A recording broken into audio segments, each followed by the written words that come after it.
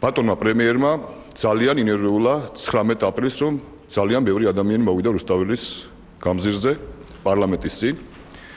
და ეს სრულიად ბუნებრივია ნებისმიერი ხელისუფალი ძალიან დიდ ყურადღებას აქცევს და უნდა აქცევდეს ხალხს ვინც გამოდის პროტესტის შეგრძნებით მე ბატონმა ბიძინმა ბევრი ისაუბრა წინასაარჩევნო დაპირებებზე და მე უნდა უთხრა მას რომ ნაციონალური მოძრაობა მაქსიმალურად გააკრიტიკებს ხელისუფლებას მაქსიმალურად გააძლიერებს პროტესტს რათა საქართველოს მთავრობამ შეასრულოს საკუთარი წინასაარჩევნო დაპირება. მე მინდა ბატონ ბიძინას უთხრა რომ საქართველოში ბოლო 7 თვის განმავლობაში არათუ არავითარი სერიოზული წინსვლები არ არის და პირიქით პრობლემებია ეკონომიკაში არათუ არც ერთი დამატებითი სამუშაო ადგილი არ შექმნილა არამედ 82,000 სამუშაო ადგილი გაუქმდა